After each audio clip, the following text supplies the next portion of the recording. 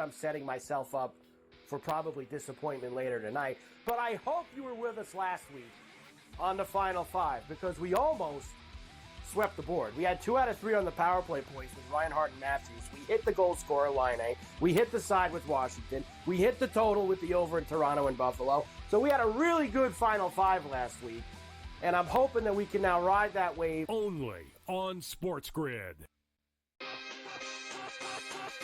50 points in a fourth quarter for the Atlanta Hawks. Like, what is going on? It's like circus numbers. What are we doing? And we sound like two old heads complaining. It's a tough watch. It's a tough watch sometimes. I don't mind the shooting.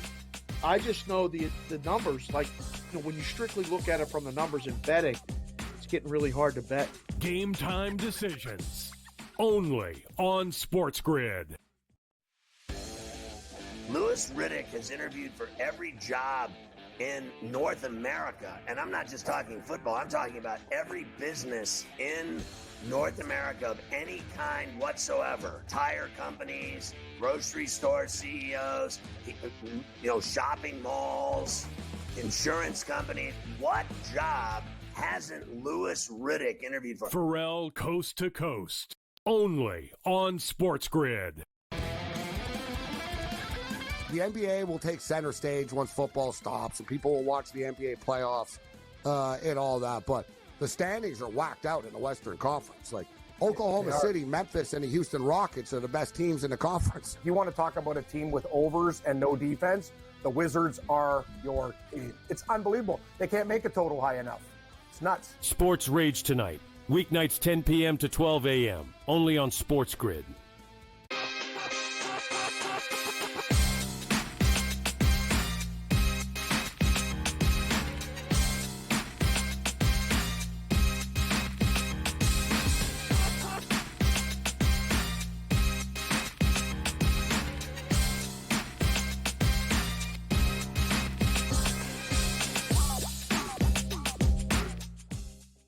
All right, welcome in, and a very happy Wednesday to you. It is Game Time Decisions here on the Sports Grid Network. I'm Joe Raineri as we get ready, of course, for divisional round NFL playoff football. We got a lot to discuss there as the lines keep moving. The marketplace keeps seeing an awful lot of money coming in on a few teams. We'll give you the latest there as we get ready for 2 games on Saturday, 2 games on Sunday. And let us not forget, we do have a national champion to crown over the next week as well. That game will be Monday in college football as the Ohio State Buckeyes get ready to take on the Notre Dame Fighting Irish. Lot of early money has come in on Notre Dame in that matchup. We saw that open up 9.5. It's all the way down to 8 now across the board. So a lot of folks looking to possibly hedge the early look ahead of Ohio State winning a national championship. And over the last month and a half, we've seen a lot of people diving in, grabbing Ohio State futures as much as they could. That's a heck of a middle. Ohio State to win a national championship or Notre Dame plus 9.5. It doesn't shock me that we have seen that line come down. But I do believe we are going to have some more Ohio State money hit the board before we kick off on Monday. So a lot going on in the world of football. We've got a huge slate of games here tonight, not only in the NBA, but in college basketball. We got a lot happening here. Some big games between some big rivalries here. Big 12 especially here tonight. Going to be very interested to see how Iowa State does against Kansas. This is a game I'm looking forward to as Iowa State currently about a 5.5 point favorite. Iowa State, a lot of folks got Iowa State here as a top 5 team in the country, and for good reason. This is not your typical Iowa State team that is first one to 65 wins. This is an Iowa State team that can shoot the lights out and shoot you right out of the building. And they're going to take on a Kansas team that, let's face it, they have had some troubles here. They have had some troubles figuring out the right rotations. Bill Self still feels like he's tinkering right now with this rotation, and they can ill afford to go into Ames and lose this game. But you got to love it as number 2 Iowa State meets number 9 Kansas tonight. And Iowa State, boy, number 2 in the country, ready to go here. I think this is going to be the game of the night, but we got plenty of games like that on tap here tonight. How about quietly nobody talking about Michigan State and Coach Izzo as they streak to almost the top 10 ranking, number 12 right now in the country. They're laying 11.5 in East Lansing tonight, taking on a Penn State team that was really good early on in the season, but boy, oh boy, they have just, they have kind of fallen off as they've played some of the better competition in the Big Ten. But this is a very deep Coach Izzo team here in Michigan State using a 10-man rotation.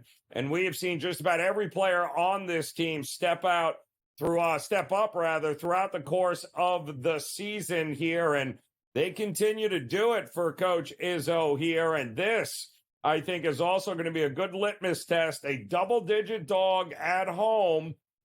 Are we giving them too much credit? Are they being overvalued? Well, we're going to find out here tonight as Penn State hopes to right the ship here a little bit and give Michigan State all they can handle. And then you've got what used to be the number 1 team in the country until, of course, they went to Florida and got absolutely smoked. We're talking about Tennessee here, the Vols sitting at 15-1 on the season, and yet they find themselves dropped all the way to number 6 in the country. And how about the upstart University of Georgia Bulldogs, 14-2 on the season?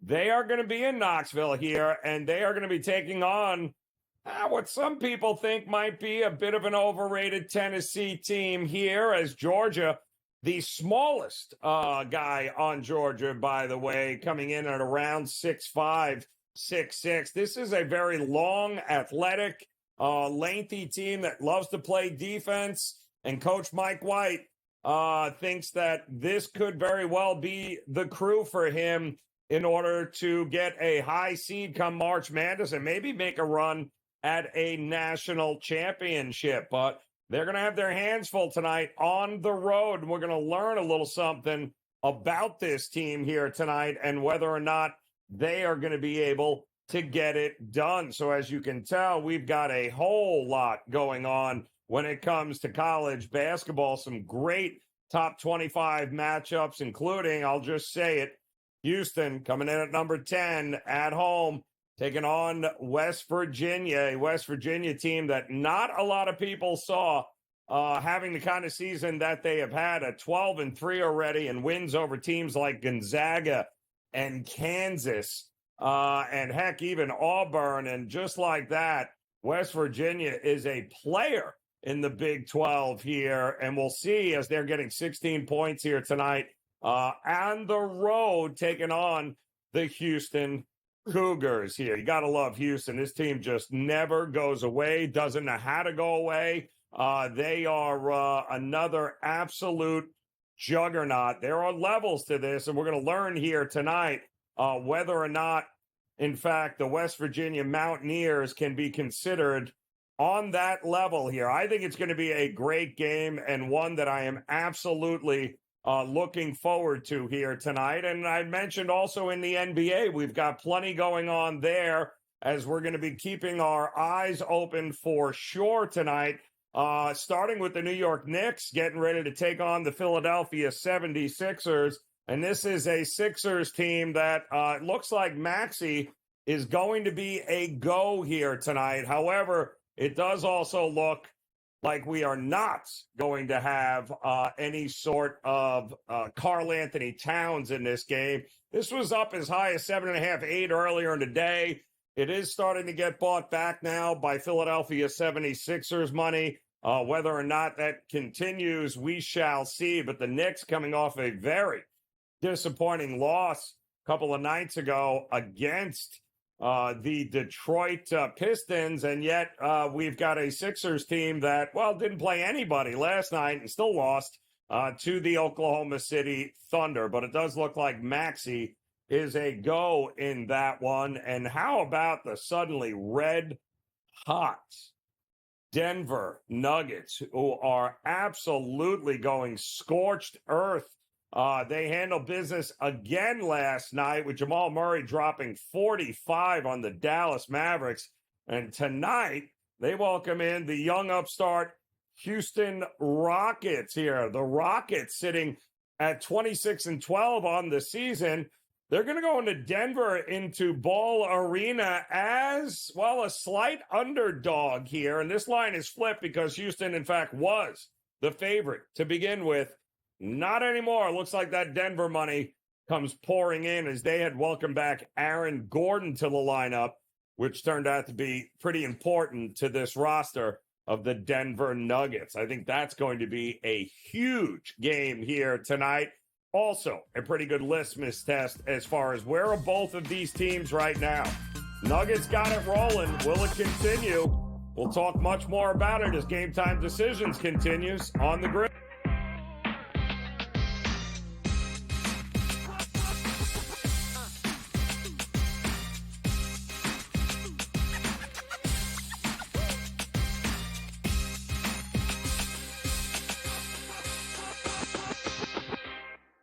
So my team didn't win this weekend, but I still did with this app that's taking over the game. Sports Millions Pick'em lets you make quick and easy predictions. Pick your favorite players, go higher or lower, and you can still win big even if your team loses. Plus, the multiplier is insane. With just a few picks, you can win big money. So get on it. They've got a welcome bonus to help you start off your winning streak.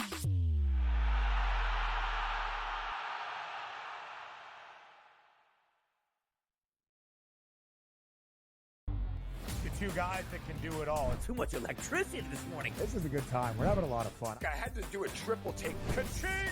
Why? Because of parity. I didn't mean to offend. Yeah, it's not going to happen. Load management is a dirty word. Let him rip. You know what?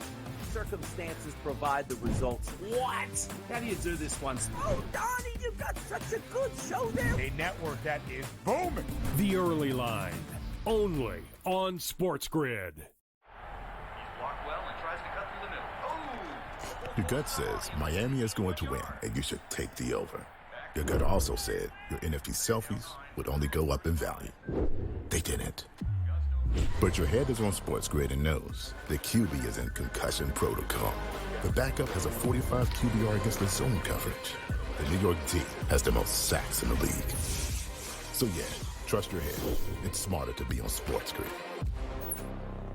The sharpest football contest show in the land, the Las Vegas Football Contest Show, focuses on Circa Sports Million, Circa Survivor, and the Westgate Super Contest, handicapping the games and releasing our contest picks every week of the season. With two former Super Contest winners, Brady Cannon and James Salinas, a former NFL player, Mike Pritchard, and over $1 million in contest prize money won combined, the Las Vegas Football Contest Show will have you prepared this season like none other. It's a new era in CFB to start off this year, put on full display. My take on this game is simple. I know some people will be upset about it. Good riddance to the Pac-12. Can you do it in terms of the week to week to week? I don't see a pathway for this team to miss the college football playoffs. We want to make sure you have those best bets in the entirety of our betting cards. That was thinking! But he had that program was already going there! Only on SportsGrid.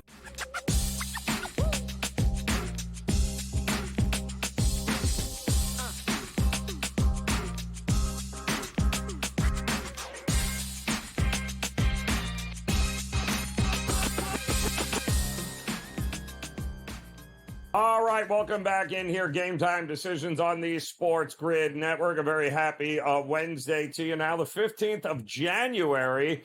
And boy, oh boy, it's getting good in the association as we're finally starting to see some teams turn a corner.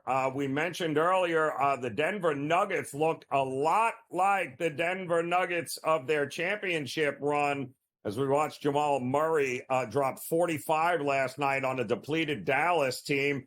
Second of a back-to-back here tonight. They'll welcome in Houston, but that's just one of the many interesting games on a loaded slate tonight as we welcome in Our good friend Mark Zinno, who no doubt would love to bet his New York Knicks, but he's probably thinking twice about it right now, although they are taking on the Sixers. So how bad could it be? But they did lose to Detroit a couple of nights ago, too, didn't they? Yeah, they did. But, I mean, let's give a little bit of credit to Detroit, who is a much improved basketball team, more improved than anybody would thought they'd be. The Sixers have lost 2 in a row to 2 pretty depleted offenses in New Orleans and Orlando. I know Banchero is back for the Magic, but still, those are 2 pretty slow offenses that they just lost to.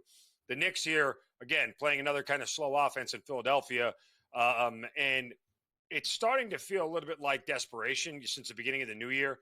I know the Knicks are just 2-3 since the start of the new year, but they haven't looked good at all. I mean, they were totally outclassed by Oklahoma City. They got beat by Orlando without their top 4 starters at home. You know, they were able to beat Toronto, and they had a decent win over Milwaukee. But other than that, it hasn't been good. And after 5 straight home games out on the road, maybe they refocus here. I'm not a huge fan of laying this 5 on the road. Kind of feels like an under game to me. Until the Knicks offense gets right, and they have their full, complement. Karl-Anthony Towns is supposed to be out tonight. Without him, you can't trust anything. I look under here. So I don't know what to do with the Celtics laying 2 touchdowns, even against Toronto, because the Celtics have proven to be a team we can't trust to lay these ridiculous numbers with. And quite honestly, they're not interested in covering numbers. They're more just interested in get the win and get out. Feels like an over kind of game, but I mean, Toronto just with a big surprise win last game. So I don't know. What do we do here? I mean, Toronto on the year is 22-17-1 against the number. You can't lay 14.5 with Boston, right? No. I mean, it's Toronto or pass in the spot, and you just hope that Boston doesn't outpace them. I mean, Toronto's been much better at home too. You want to lay 14 against Toronto on the road? There's a much bigger case for that than there is to do it when they are home. And they only have 1 road win, Toronto, so they've been awful away anything south of the border, so to speak. But yeah, for me, it's Toronto or pass. And, again, you look at Toronto in their last their last 10 games, just 3-7 against the number. But, one of those games where they were getting 13 points from the Cavaliers and they covered it. So, again, these big numbers probably wouldn't be a spot that I would look to play on Boston. Yeah, no, that's why it would be total or pass for me as well. Your Atlanta Hawks, big night last night there from your boy Trae Young. Now it doesn't look like anybody's playing in the second of a back-to-back, although they are taking on the Bulls, who also are in the second of a back-to-back. But this line ballooned from -2 to -6. Yep. Still feel like I should bet Atlanta, no? Trae Young is out. DeAndre Hunter is out. Zachary Shea is out. Jalen Johnson is out. They're not playing anybody tonight. They have kind of conceded this one, which is kind of interesting. The previous 3 games in this series all went over by wide margins. I mean, you had 278 in one game. You had 274 in another game. It has been pretty crazy what these 2 teams have put up offensively. I would probably say over. I don't know if there's going to be much defense played, but typically it's one of those things when the back end of the bench guys end up playing, they put together a pretty decent effort, all things considered, because they know they're not going to get, another night where they're going to get 28 minutes to play. So they really go all out. I couldn't lay it with Chicago at this number. Even with everybody out for the Hawks, I wouldn't do it. At 2.5, I said Bulls this morning, but now no shot. We got another interesting one coming up with the Milwaukee Bucks, who had a nice bounce-back win last night. I don't know if you can consider that a bounce-back. Well, though Sacramento was one of the hottest teams in the NBA going into that game. And, they handled their business after getting 140 dropped on them by the Knicks. Well, now second of a back-to-back, they welcome in Banchero and the Magic. They just played this game, I think, last Friday. 109-106, I think it was, and that was Banchero's return. Low total, 212.5 here. What are we getting? I mean, it'll be interesting to see. Milwaukee is coming off, as you mentioned, that bad loss to the Knicks on the road, while Orlando has just finished up a 4-game or 3-game homestand where they won their last time out against Philadelphia. I don't know. I mean, I would probably look to a Milwaukee team total over here. I know Orlando's defense is good, but I look at this spot here, and I'm not sure Orlando can keep up. Like, that's really my biggest concern with the Magic. I mean, you only have a 108.5 with Milwaukee. Not a hard number for them to clear, given how they've been playing as of late offensively. That's kind of the direction I would go in here. I'm not sure if I want to lay the 6.5, but it's correlated in a sense that, look, if this game goes over, it's because Orlando is scoring, right? If Milwaukee covers, it's typically because they're going to get to about 110 and they'll hold the Magic to around 100. I mean, that's kind of the numbers and the math, the way it works out, given the Magic in their current state. So I'd look more towards Milwaukee's team total here. But if Orlando keeps them below their team total, guess what? I don't think Milwaukee, there's a small window there for this thing to end up like 106 to 99 and they cover this thing, right? Like, that's a tough number to stay within. I saw also Memphis opened up as a 3.5-point favorite on the road against the Spurs. Memphis got upended by Houston the other night. And now I've seen nothing but Spurs money hit the market here. So you think the Spurs can hold them off here at plus money? Now, I like Memphis tonight. I think, look, Memphis being a more experienced team, a more senior team, and when you look at these two teams, they're very similar. Look, Memphis is one of the few teams that's top 10 in offensive efficiency and defensive efficiency. The Spurs aren't a great shooting team across the board here. I just think Memphis has too many weapons. Unless Wembanyama goes off, Memphis really is kind of the better team, and I think they show it tonight. Yeah, I kind of like that number as well here at that price. But we got a big one coming up tonight in Denver. We'll get Mark's thoughts on that. We'll talk a little college hoops as well. Game Time Decisions continues here.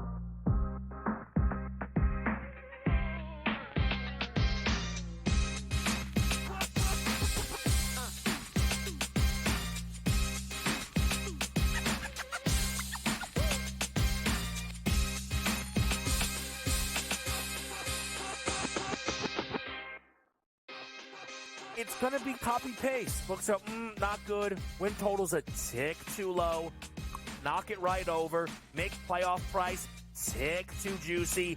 Bang it out. Postseason comes around on a tee. Knock their heads off. I don't think the Steelers organization just makes a move to make a move. They have to have, it's like being in the book. You have to know what you're going to move the line to. Game Time Decisions. Only on SportsGrid.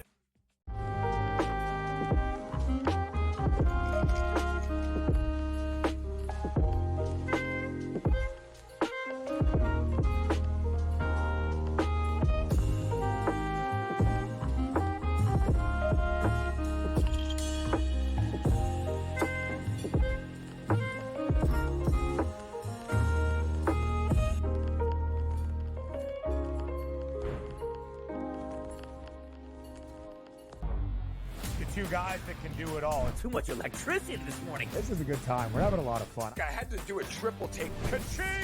Why? Because of parity. I didn't mean to offend. Yeah, it's not going to happen. Load management is a dirty word. Let him rip. You know what? Circumstances provide the results. What? How do you do this once? Oh, Donnie, you got such a good show there. A network that is booming. The Early Line. Only on SportsGrid. Talk about it failing and always putting the square peg into the round hole. We're going to run it. We're going to try and play these lower scoring games. They didn't score over 17 points in the 5 straight losses. There's a chance for the Ravens to exercise every single demon on their way to a Super Bowl. But it also means the path is very difficult and things are only getting started. Pro Football Today. Only on SportsGrid.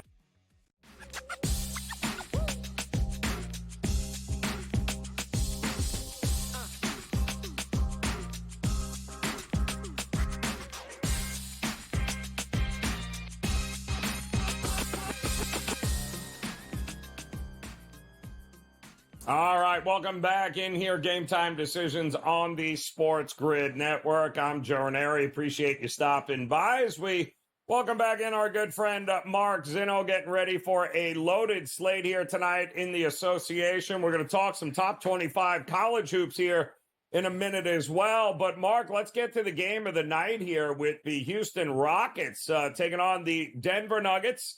Denver, second of a back-to-back. The Jamal Murray show last night dropped 45, and that was pretty much no need for all the rest of the starters to play a whole lot of minutes after that point. But now they got a Houston, a much healthier and upstart Houston team coming to town. It's a pick'em price in Denver, who has Aaron Gordon back. Are we stepping in front of Denver here? I'm not stepping in front of Denver, not at home. I mean, if you want me to play Houston to Houston, that's one thing. But if you look, Denver has won four of the last 5 matchups in Denver. The one that they lost was last year, back in early December, and I'm not sure Jokic played in that game either. I don't think he did. So, this is a spot here where Jokic did play. I'm sorry. They had their full complement of guys, but as I just look back at the box score, I don't know. Denver's they're clicking all right now on all cylinders. Houston is definitively different on the road. Their defense takes a hit on the road. So for me to sit here at this short number, I mean, if Houston was laying 4 or 5, Denver rather laying 4 or 5, I might have a little bit more pause to this whole thing. But if you're giving me a pick 'em price on the Rockets at home at elevation, on Denver at home at elevation, dear Lord, especially after the Rockets just played a back-to-back with Memphis, kind of 2 grueling games that were, a 4-point game and a 2-point game. I kind of like Denver in this spot here. All right, let's go to the hardwood college hoops. Some great top 25 action, and it's going to start top of the hour with number 2 Iowa State at home, taking on a fired-up number 9 Kansas team here. You and I were talking off air. It's 5.5, and listen, Iowa State, very worthy of the number 2 spot right now in the country. It's a very dangerous team that can drop 90 on you in a heartbeat. Kansas going to make it very difficult on them. Are we laying it, though? Are we looking at the total? What do you do here with these 2 powerhouses? My first instinct was under 144.5. I know the numbers come down a little bit from this morning, but, I mean, the problem is Kansas has gone 13 or 14 games this year under. What, are they all going to go under? At some point in time, they got to start going over. And it's interesting, if you look comparatively at the numbers in this series and what you've seen, they're all sitting in that mid 140s range, even a little bit above it. So, these contests between these 2 teams have sort of been put at the same spot. I don't think when you get 2 teams of this level that you typically always get the shootout that people think it is. I think defenses rule the day, and Iowa State goes back to their roots of being a strong defensive team. The pace will grind down. And I tell you what, odds makers are even telling you they think it went under, because I looked at the first half number this morning. It was 144.5 for the game, 68.5 for the first half total. That's a 4-point shot under the midway point. I mean, they are telling you this game is going to start slow early. If it goes over early, the pace will probably, keep up. I don't see all of a sudden lockdown defense coming in the second half. But I would tend to think that the under is the play here. It would be Kansas or pass on the side for me, Joe. I agree with you here. I think the under is probably the right look. It feels like this is going to have a very, shall we say, playoff-style March Madness kind of feel here with these 2 teams trying to feel one another out. All right, Zeno, get out of here, my man. I know you got places to go, people to see. It's always a pleasure to talk to you here, man. Should be a heck of a night in college hoops on the hardwood. Looking forward to it. Also, don't forget Georgia, Tennessee coming up a little bit later tonight. Talk about an under in the making here. 134.5. 2 teams that are certainly capable of bringing the defense here tonight. Wouldn't shock me if this is a first one to 65 wins in that matchup in Tennessee, as all of a sudden a 15-1 Tennessee team only coming in at number 6 in the country right now. And kudos to Mike White, the head coach there at Georgia, getting this team to 14-2 on the season in the always tough SEC. They're going to have a big test here tonight. We're going to learn a little something about whether or not this is a team we should be looking and taking seriously or not. Tennessee taking on Georgia coming up 8 o'clock here tonight. All right, much more college hoops still to come, but let's not forget, it is divisional round weekend coming up here in the NFL, not to mention a national championship game still coming. Who better to talk to than CT Betts and the Wizard, Kenny White? We'll do that when Game Time Decisions continues here on the Grid.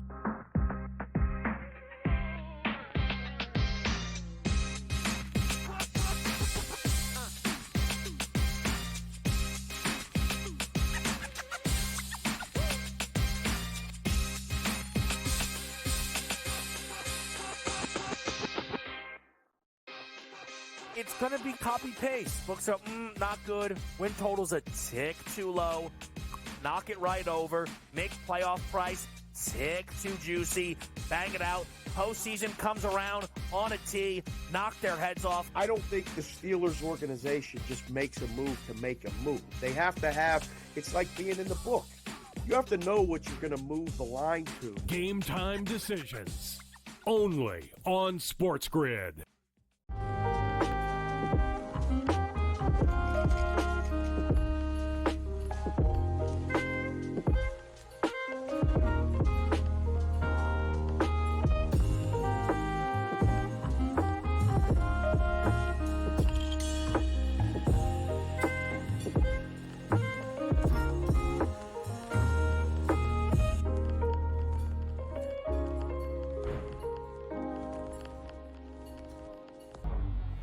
Two guys that can do it all. Too much electricity this morning. This is a good time. We're having a lot of fun. I had to do a triple take. Ka-ching!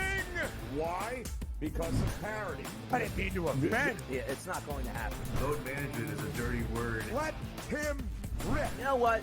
Circumstances provide the results. What? How do you do this once? Oh, Donnie, you got such a good show there. A network that is booming. The Early Line. Only on SportsGrid. Talk about it failing and always putting the square peg into the round hole. We're going to run it. We're going to try and play these lower scoring games. They didn't score over 17 points in the 5 straight losses. There's a chance for the Ravens to exercise every single demon on their way to a Super Bowl. But it also means the path is very difficult and things are only getting started. Pro Football Today. Only on SportsGrid.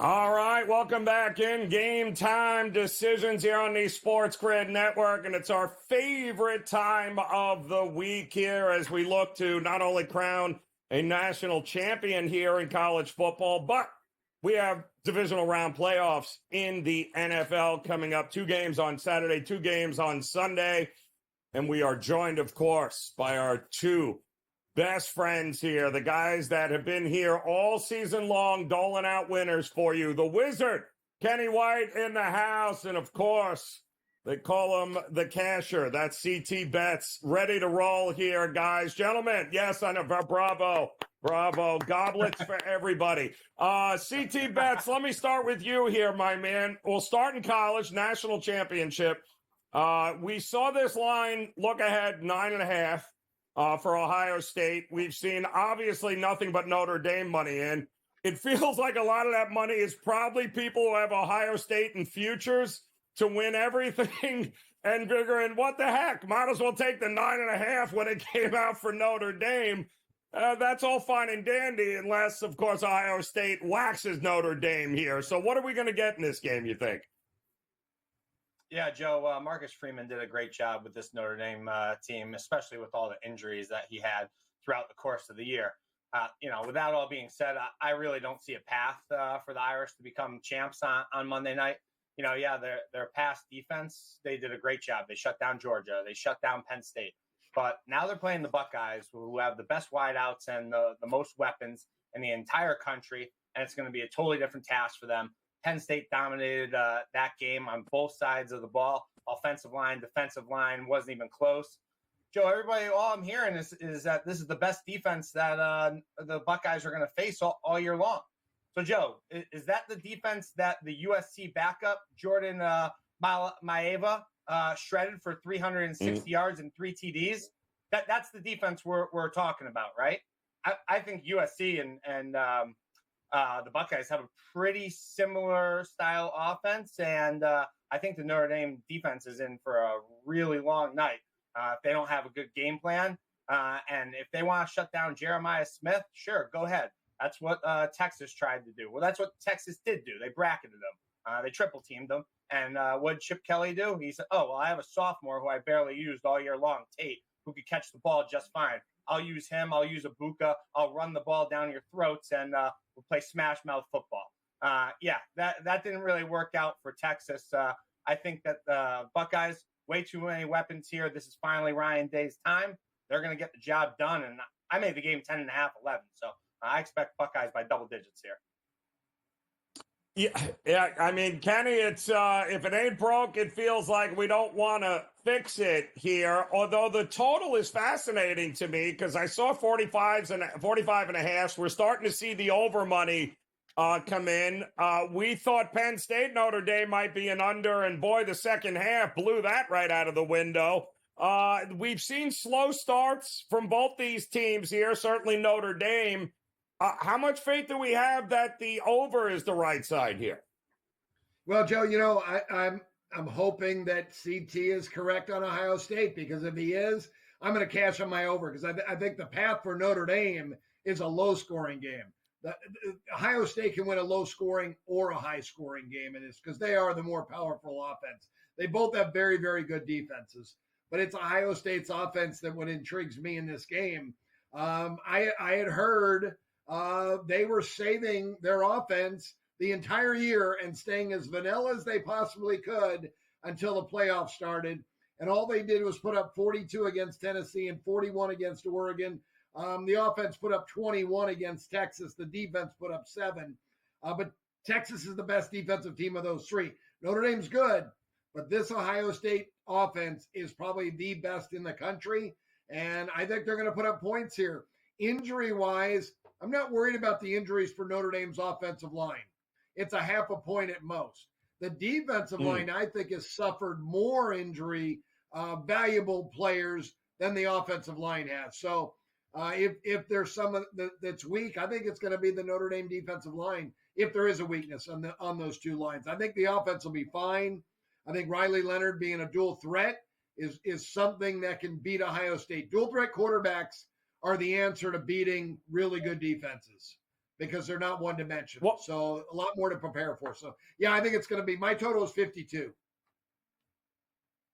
Yeah, I think it's totally correlated. If we're looking at an Ohio State victory, I'm with you. It's a victory and a cover, by the way, not just a win, but a cover. Then we're going over here, which CT, let me ask you. I bet the team total over for Ohio State. It's 27.5. I see 30 points in this game. Call me crazy. I don't think they're taking their foot off the gas. I think they're going to leave it at nothing to chance. I think they're going to go all out here. So I got no problem looking at Ohio State up and over 27.5 points in this one. Don't disagree with you there, Joe. So, like I said before in my breakdown, everybody's saying that this is the best defense Notre Dame's going to see. I thought the best defense that Ohio State saw all year was Texas. And I thought Texas had a really, really good game plan for them. It just wasn't enough. And honestly, we all thought that they probably were going to tie that game up there. But Caleb Downs, being the best defensive player in the country, in my opinion, outside of Abdul Carter, had something to say about that. And he was just a menace on every single play. Joe, I thought Chip got out to a sluggish, like a little slow start with his play calling, and it was a little conservative. I don't anticipate that being the case on Monday night. I think they're going to come out. They're going to throw the ball downfield. Will Howard has a little time to rest his non-throwing hand, get back to health here. And I don't hate your look at all. I think they're going to score at least 30 points in this game and look for Ibuka to have a big game because they're probably going to try and shut down Jeremiah. G. Scott will get involved. They'll run the ball. This Buckeyes team is going to score on Monday night. Kenny, we have seen Ohio State, at least in the playoffs. We're coming out, we're punching you right in the mouth, and that's going to be the end of it. And all of a sudden, these teams are finding themselves down. They have been leading in the first quarter in just about every one of these games. You like the full game over. The first half is 23. It feels like Ohio State is going to chip in enough to get this thing up and over. How many points does Notre Dame chip in this game if they're playing from behind the entire time? Well, yeah, that's a good question, Joe. My points in this game, I've got 34-26 as my final score. I have Ohio State by 8 points, but I can't argue higher because I think that Ohio State is definitely the better football team. And I love the weapons they have. I loved how they stayed kind of vanilla most of the season until the playoffs. That's pretty amazing that you could do that. And look at what they did down the stretch. And I left out the Indiana game, but they put 38 up against Indiana, and that's a really good defensive football team. So that's amazing, the points they put up at the end of the year. And you know what? I think CT's right because Ryan Day took a lot of heat for the Michigan loss, and they stayed vanilla in that game, and they were really boring and wouldn't throw the football. He's talked to Chip Kelly and said, you know what? We're not leaving this game. If we lose, it's not going to be because we were conservative. We're going to open it up. And I always used to say defense wins championships. I think defense gets you to championships. Both teams have good defenses. When you get to the championship, it's the offense that wins the championship. Yeah, I mean, Riley Leonard, 514 yards, 3 college football playoff games, 3 TDs, 3 INTs. He's been sacked 6 times, but call me crazy.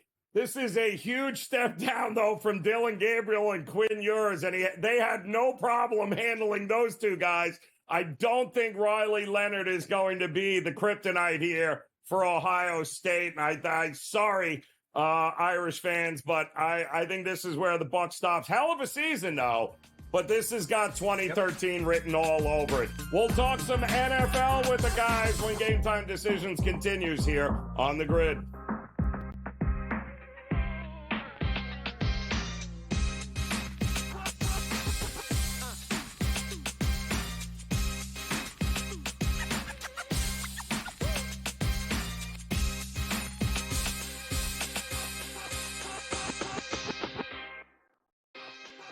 It's going to be copy-paste. Books are not good. Win total's a tick too low.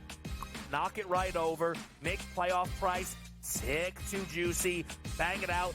Postseason comes around on a tee. Knock their heads off. I don't think the Steelers organization just makes a move to make a move. They have to have, it's like being in the book. You have to know what you're going to move the line to. Game Time Decisions. Only on SportsGrid.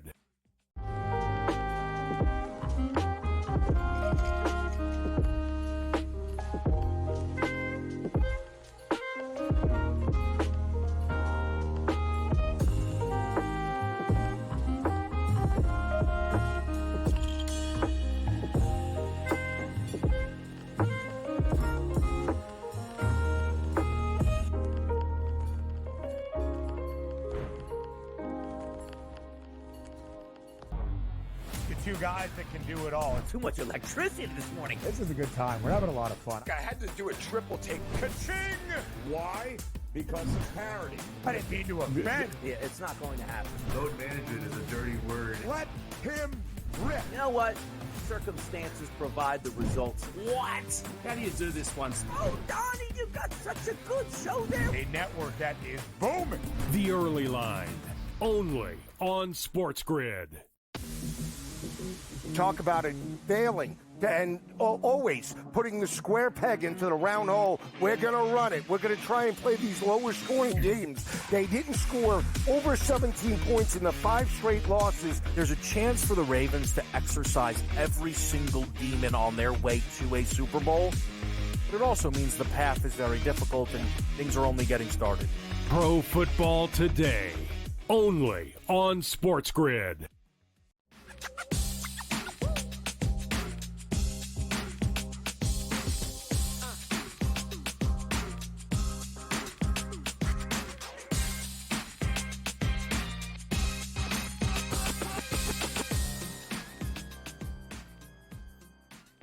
All right, welcome back in Game Time Decisions here on the SportsGrid Network. Joe Raineri alongside our good friend CT Betts and the Wizard Kenny White talking some football here. Now that we got the college national championship game out of the way, go Buckeyes.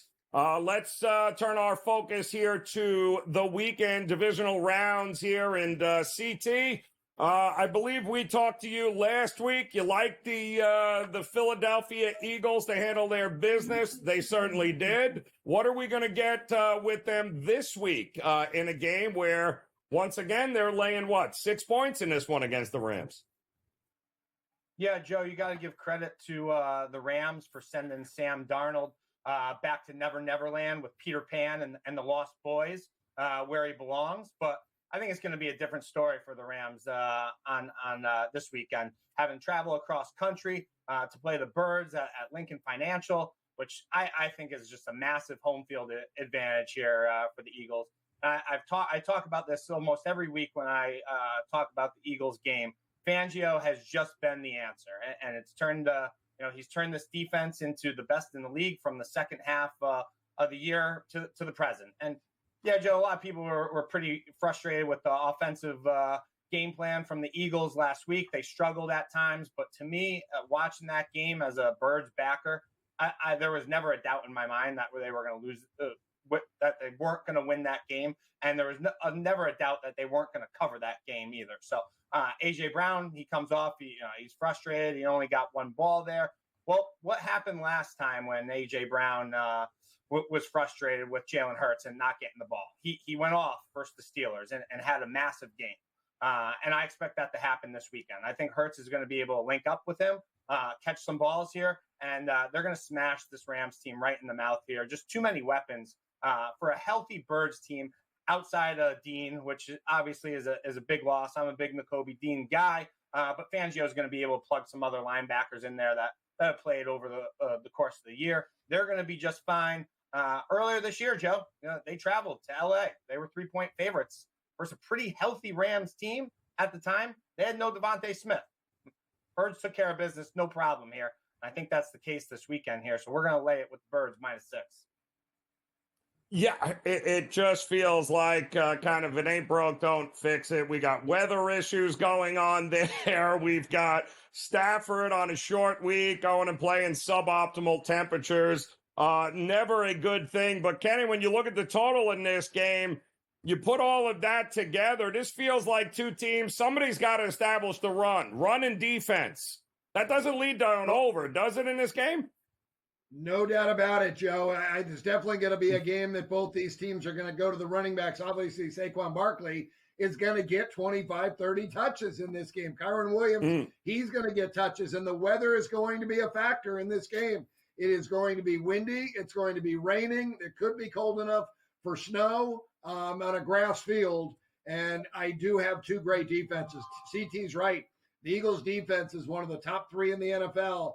But one of the other two teams in that top three is the Rams. Their defense has been that good down the stretch, allowing 6 to the 49ers, 9 to the Jets, 9 to the Cardinals, and 9 to the Vikings.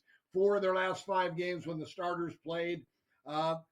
Sean McVay knows they don't want to get into a shootout with the Eagles, and they're going to be very conservative. Philadelphia is not a team that plays fast, and again, the weather is going to be a big factor. Yeah, it's. I think the weather is going to be a huge factor here.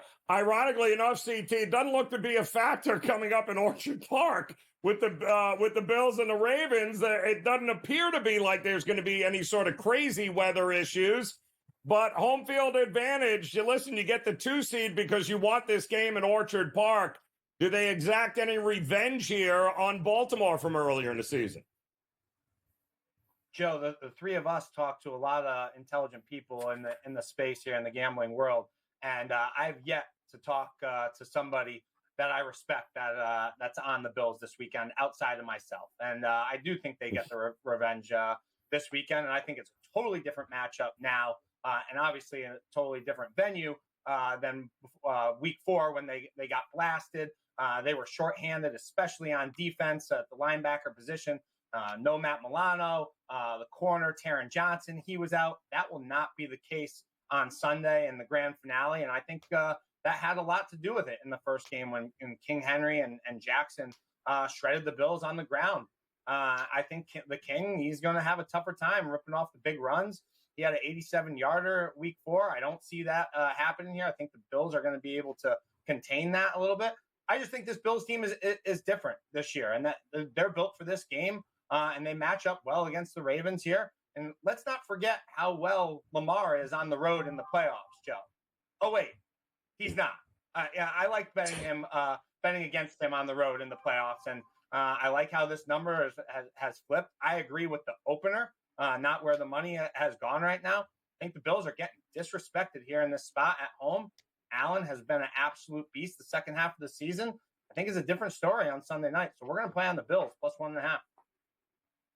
I'm kind of with you there, my man. And Kenny, the total of the weekend, if you like an over, you got to be looking at this Washington-Detroit game, don't you?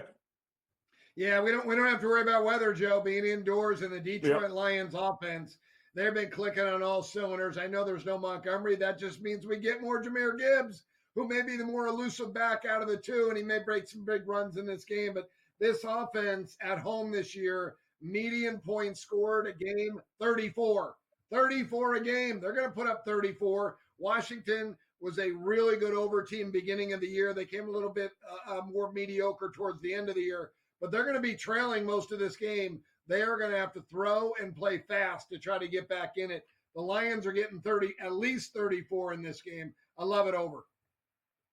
God, feels like we got team totals over. We've got props over. All right, guys, we got about the remaining teams. CT here quick on the way out. Who's winning it all here this year? I think Sirianni's going to get the job done. I like the Eagles. They were my preseason pick. The 18-1 ticket in pocket, and I feel good about it. I'm with you. How about you, Kenny? Who would you put your money on here to make it all the way? Wow, that's a great ticket. I hate to tell CT I have Baltimore, but I'm hedging. I'm going to play the Bills to get my money back. Shocker, they can't get along. We'll be back. Game Time Decisions on the Grid.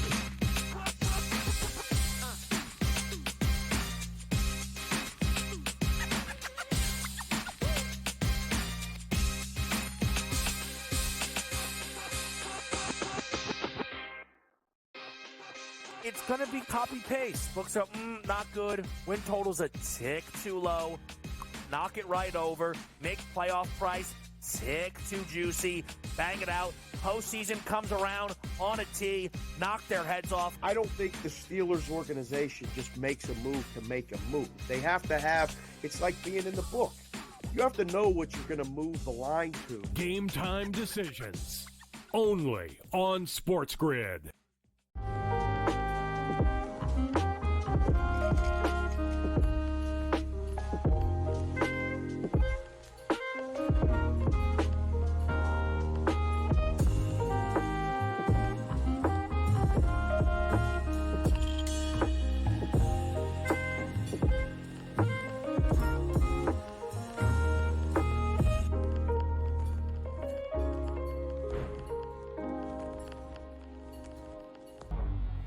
Two guys that can do it all. Too much electricity this morning. This is a good time. We're having a lot of fun. I had to do a triple take. Ka-ching! Why? Because of parity. I didn't mean to offend. Yeah, it's not going to happen. Load management is a dirty word. Let him rip. You know what?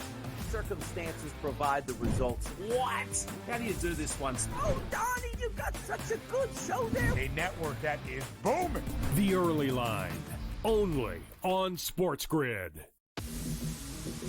Talk about it failing and always putting the square peg into the round hole. We're going to run it. We're going to try and play these lower scoring games. They didn't score over 17 points in the 5 straight losses. There's a chance for the Ravens to exercise every single demon on their way to a Super Bowl.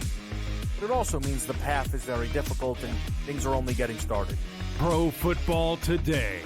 Only on SportsGrid.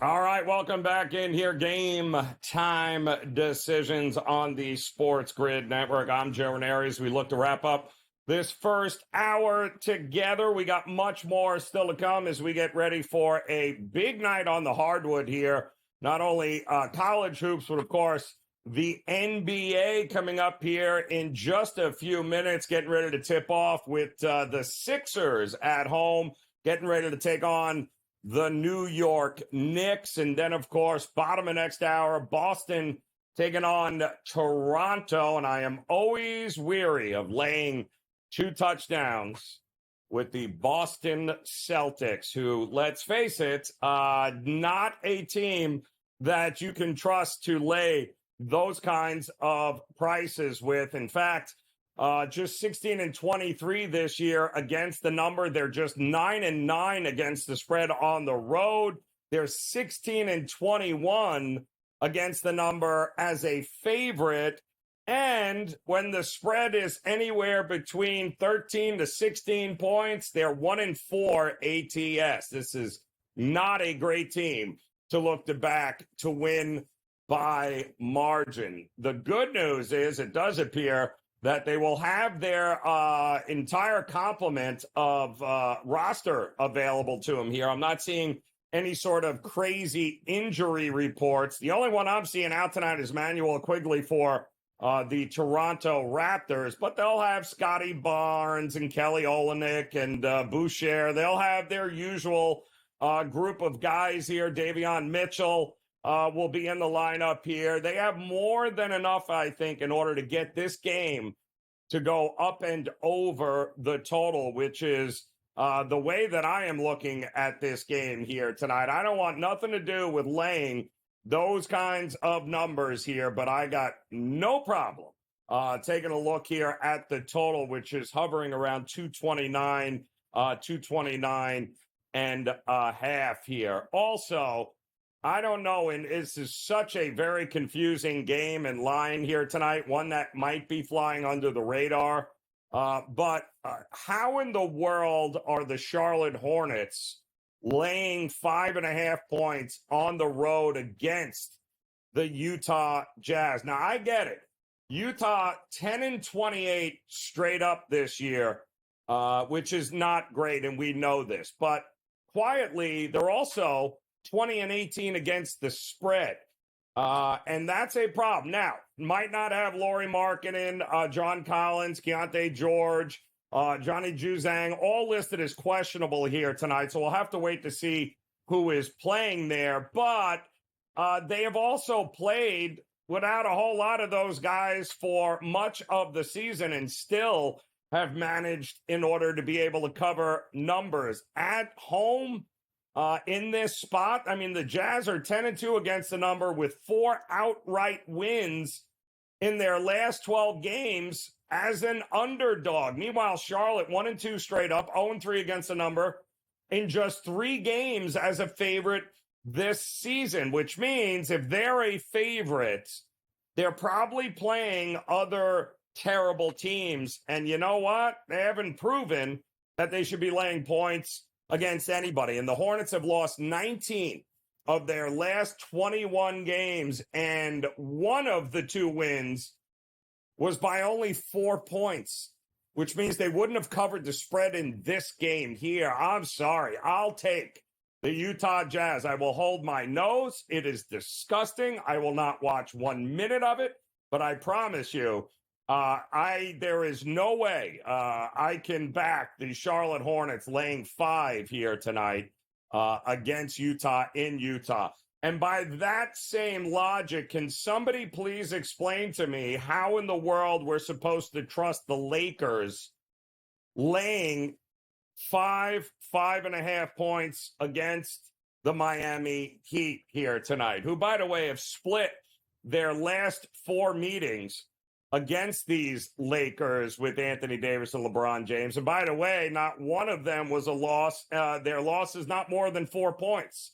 So they tend to be very close games. Now, this will be the Lakers' second game after having 2 postponed because of the wildfire tragedy in LA. But we just saw them get destroyed in the fourth quarter against the Spurs.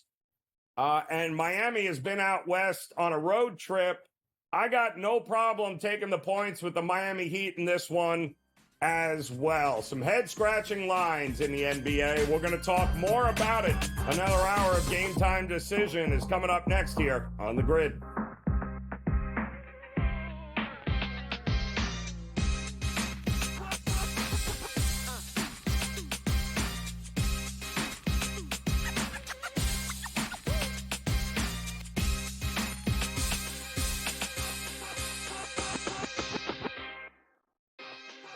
It's going to be copy-paste. Books are, not good. Win total's a tick too low.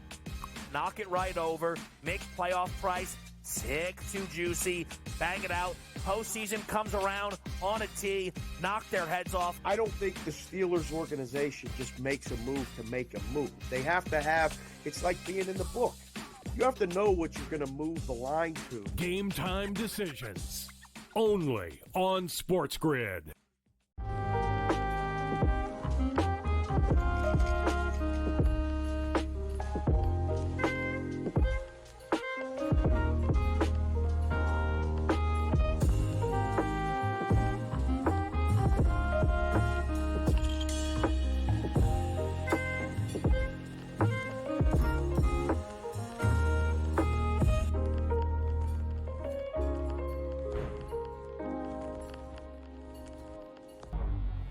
Two guys that can do it all. Too much electricity this morning. This is a good time. We're having a lot of fun. I had to do a triple take. Ka-ching!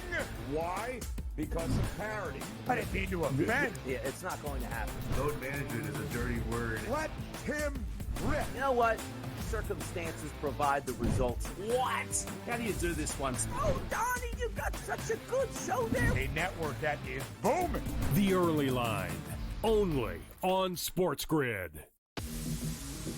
Talk about it failing and always putting the square peg into the round hole. We're going to run it. We're going to try and play these lower scoring games. They didn't score over 17 points in the 5 straight losses. There's a chance for the Ravens to exercise every single demon on their way to a Super Bowl.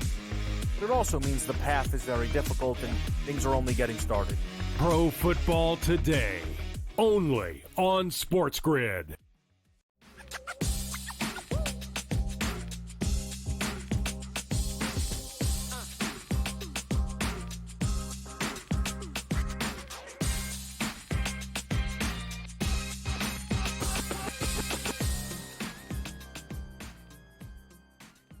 All right, welcome back in another hour here of Game Time Decisions on the Sports Grid Network. I'm Joe Raineri. Appreciate you stopping by as we are getting ready for a whole lot of hoops action here tonight, both in the association and in the college ranks, as we've got plenty of top 25 schools going at it here tonight in some games that I'm looking very forward to.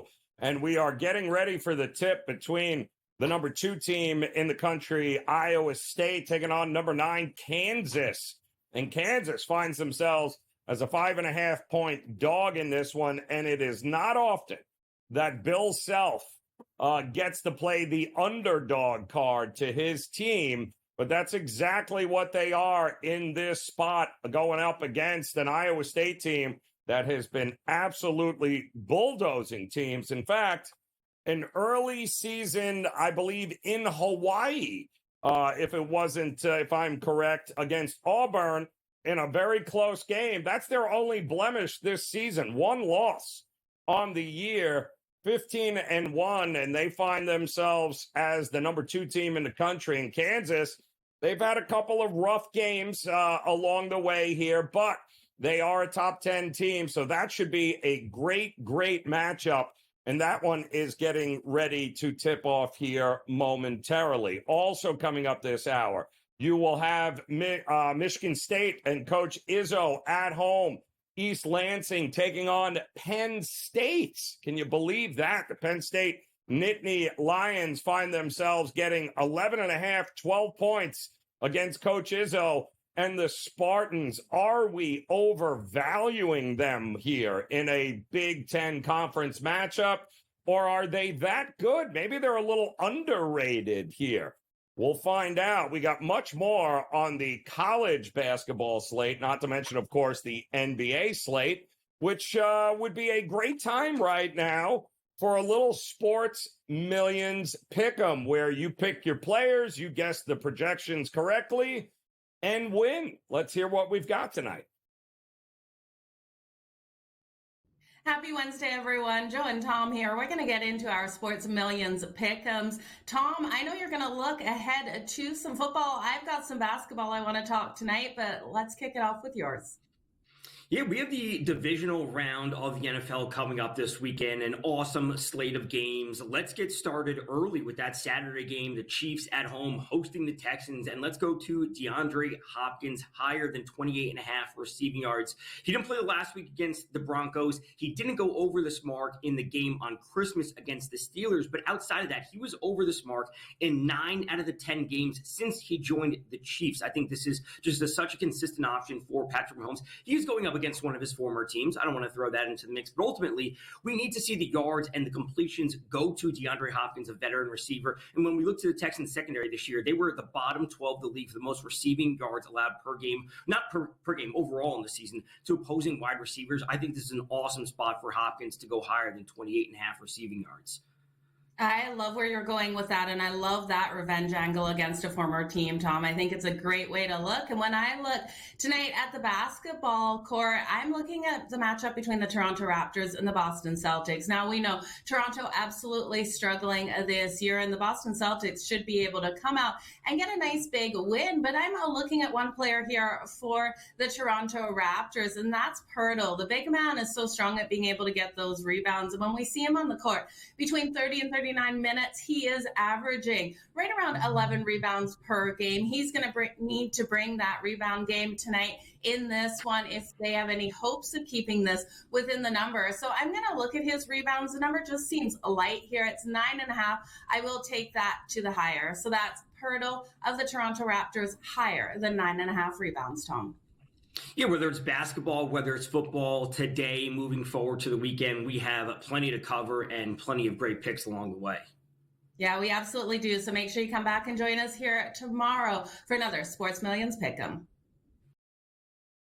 All right, Joe, we appreciate it. As always, thank you. And we are looking forward to a great night on the hardwood here, both NBA and in college hoops. And in the NBA, as they're getting ready to tip off here in just a couple of minutes, the New York Knicks taking on the Philadelphia 76ers in Philly at the Wells Fargo Center. And the Philly money has been rolling on in here, as it certainly does appear with no Karl Anthony Towns that the market is not as high on the Knicks as they would have been if he had been playing in this matchup. But in fact, no Karl Anthony Towns.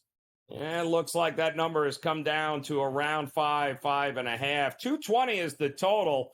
And that is a game in which I would look maybe to back the under and expect maybe a little bit slower pace in this one and a little less firepower. But if I'm going to roll with anybody in this game, I'll probably look at Mikal Bridges over his 18.5 total points in Knicks one, because the Knicks will be without Karl Anthony Towns tonight.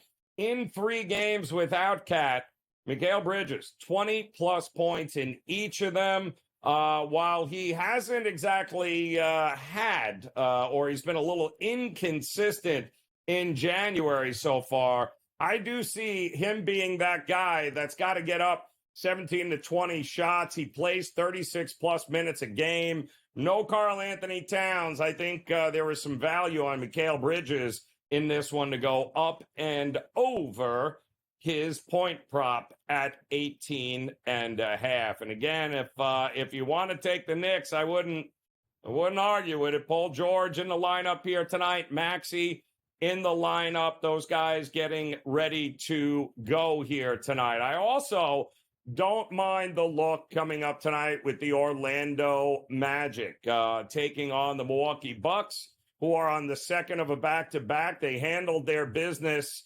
rather easily last night, and I don't think that should be a shock, although the Sacramento Kings came rolling into Milwaukee, I mean, ripping everybody since they fired their head coach a couple of weeks ago. I think it was, 7-8 straight wins that they had rattled off, and they came in with all the momentum in that game last night, and the Milwaukee Bucks, who got embarrassed 140 to 106 against the New York Knicks over the weekend. Well, Well, they took it out last night for sure there on Sacramento. 130 to 115 was the win. That game went flying over the total.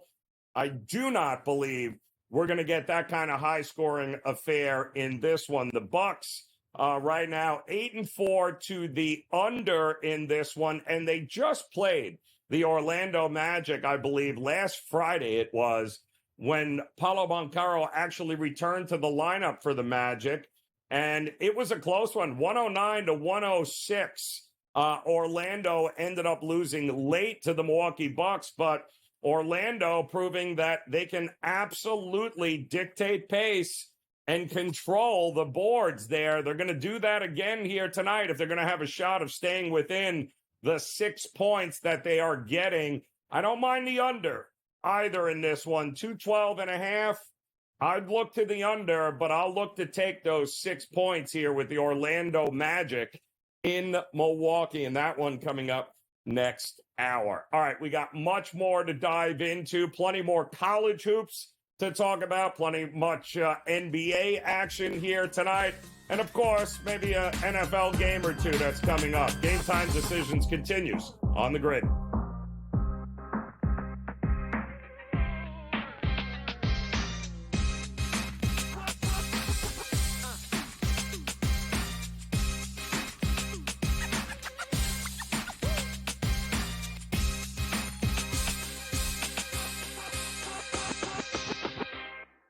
So my team didn't win this weekend, but I still did with this app that's taking over the game. Sports Millions Pick'em lets you make quick and easy predictions. Pick your favorite players, go higher or lower, and you can still win big even if your team loses. Plus, the multiplier is insane. With just a few picks, you can win big money.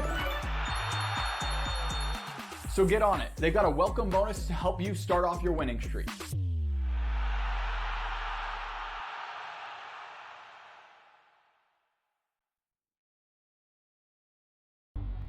Two guys that can do it all. Too much electricity this morning. This is a good time. We're having a lot of fun. I had to do a triple take. Ka-ching! Why? Because of parity. I didn't mean to offend. Yeah, it's not going to happen. Load management is a dirty word. Let him rip. You know what? Circumstances provide the results. What? How do you do this once? Oh, Donnie, you've got such a good show there. A network that is booming.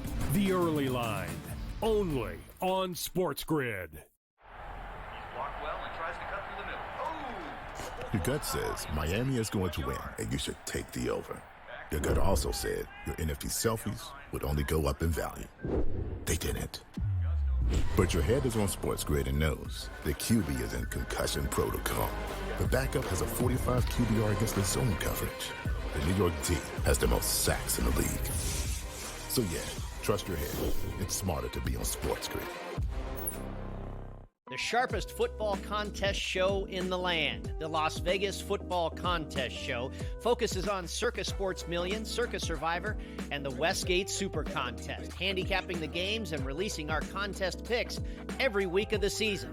With two former Super Contest winners, Brady Cannon and James Salinas, a former NFL player, Mike Pritchard, and over $1 million in contest prize money won combined, the Las Vegas Football Contest Show will have you prepared this season like none other. It's a new era in CFB to start off this year, put on full display. My take on this game is simple. I know some people will be upset about it. Good riddance to the Pac-12. Can you do it in terms of a week to week to week? I don't see a pathway for this team to miss the college football playoff. We want to make sure you have those best bets in the entirety of our betting cards. That was thinking! But he had that program was already going there! Only on SportsGrid.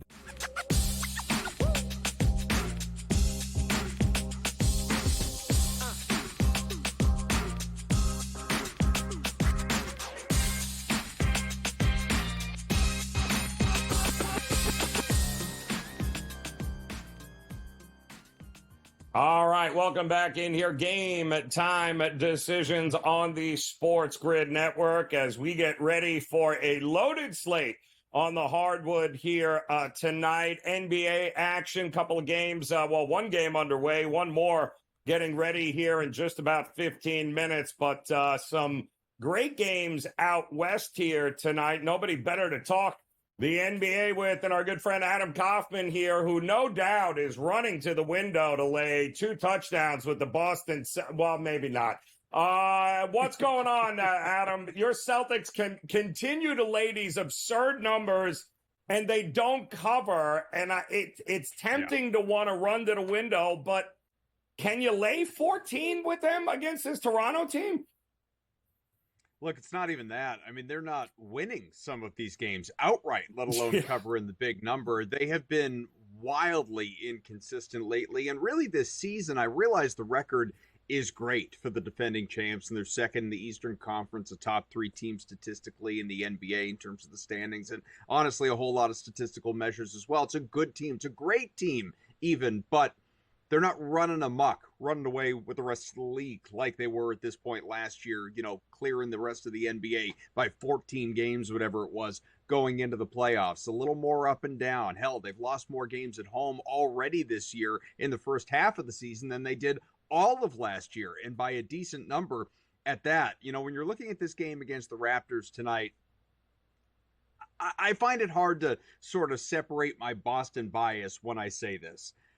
I look at the way they're playing, and I look at the fact that everyone's available. It's a clean sheet in terms of the injury report. You're going to see everybody out there, and I think Boston is well aware of what everyone nationally is saying about this team and how it's maybe not quite as good as it was last year and is just sort of in line for a statement game. And so that in mind, and, I saw it earlier at 12.5, I'm comfortable covering, taking the number and taking the Celtics, laying the points. That said, that's me. And I wanted to make that abundantly clear to the viewers and listeners and you, Joe, because the smart play, probably the right play, is to back the Raptors. Not to win, but just with the points. I think a backdoor cover is incredibly live, especially if the Celtics get off to a hot start and they're, unreal through the first half, 3 quarters, whatever it is, and then all of a sudden, the G League team, the main Celtics, come in for the fourth quarter,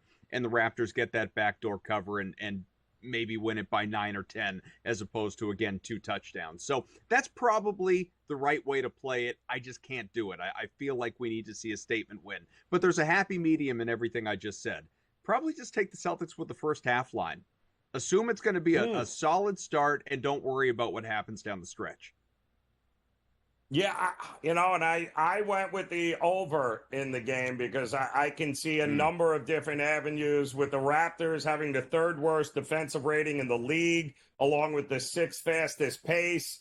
I mean, that looks like a lot of easy, wide open looks for guys like, maybe Derek White to get back on. Boy, he's been terrible lately, hasn't he? 6 of 27 from the field. It has not been good, but this is exactly the kind of team a guy like Derek White gets right with here. I thought 229.5 was a bit of a low number. I could see a $120 dropped easily with the Celtics here tonight. So I do like the over in that one, and I hear what you're saying. First half for Boston, I think, is actually a really good medium there. What about Memphis and San Antonio? I've seen nothing but... Real quick with that. Go ahead. I was just going to say real quick, because you brought up Derek White. That is another play that I'm on. I played earlier today, his over 12.5 points, simply because, like you said, it feels like a get-right spot for him. And also, you're just getting value in the number. I mean, so often throughout this year with Derek White, not that he's Jason Tatum or Jaylen Brown or even Kristaps Porzingis, but usually with Derek White, you're looking at 14.5, 15.5, 16.5. If somebody's out, 17.5. 12.5, man, there is value in that number. So I'd play it. I agree, especially against this defense, for sure. I saw this morning Memphis opened up as a 3.5-point favorite on the road against San Antonio, and yet I've seen nothing but San Antonio money coming in here. Do we not think? I believe SoCam not playing there for San Antonio tonight, but outside of that, it just feels like too much firepower here from Memphis, no?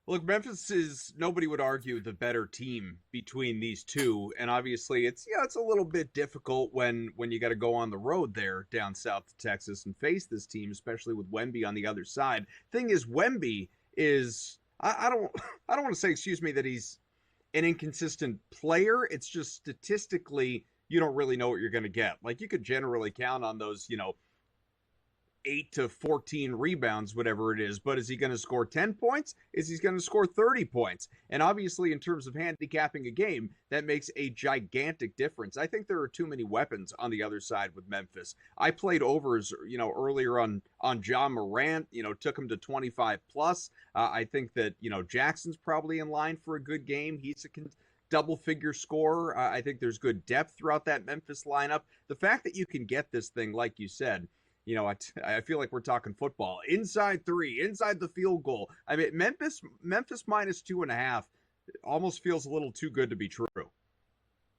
Yeah, I agree. And it feels like they're kind of setting you up here a little bit. Oh, please take Memphis. Please take Memphis.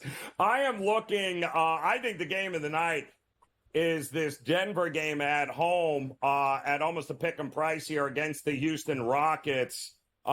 There's a lot to unpack in this game, but I think it's suffice to say that Denver looks a lot closer to the championship Nuggets right now, that they have their full complement back, than what we may have gotten early in the season, where not a lot of depth. I think Aaron Gordon went down. It totally changed the look and dynamic of the team, but he's back. Now we're getting Jamal Murray dropping 45 in a game like he did last night, and you got triple doubles by Jokic. I love this Houston team, Adam, so I'm going to look very forward to hearing how you're going to approach this one here tonight. And then, for the love of anything NBA, you are going to have to come back and explain to me how in the hell the Charlotte Hornets and the Lakers are laying 5 points against anybody in the NBA. We'll do that when Game Time Decisions continues on the Grid.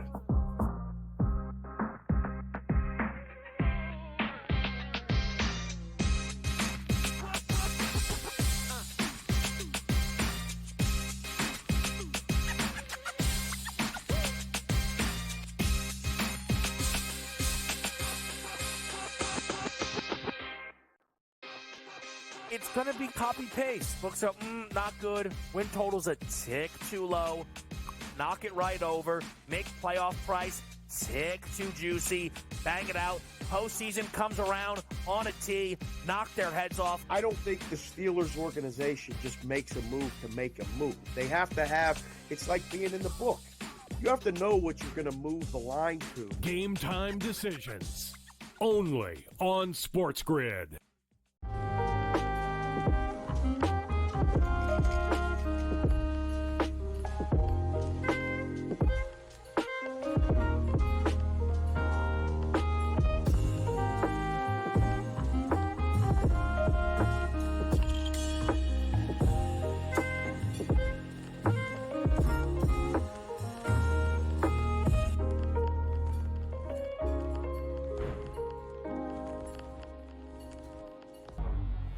Two guys that can do it all. Too much electricity this morning. This is a good time. We're having a lot of fun. I had to do a triple take. Ka-ching! Why? Because of parity. I didn't mean to offend. Yeah, it's not going to happen. Load management is a dirty word. Let him rip. You know what? Circumstances provide the results. What? How do you do this once? Oh, Donnie, you got such a good show there. A network that is booming. The Early Line. Only on SportsGrid. Talk about it failing and always putting the square peg into the round hole. We're going to run it. We're going to try and play these lower scoring games. They didn't score over 17 points in the 5 straight losses. There's a chance for the Ravens to exercise every single demon on their way to a Super Bowl. But it also means the path is very difficult and things are only getting started. Pro Football Today. Only on SportsGrid.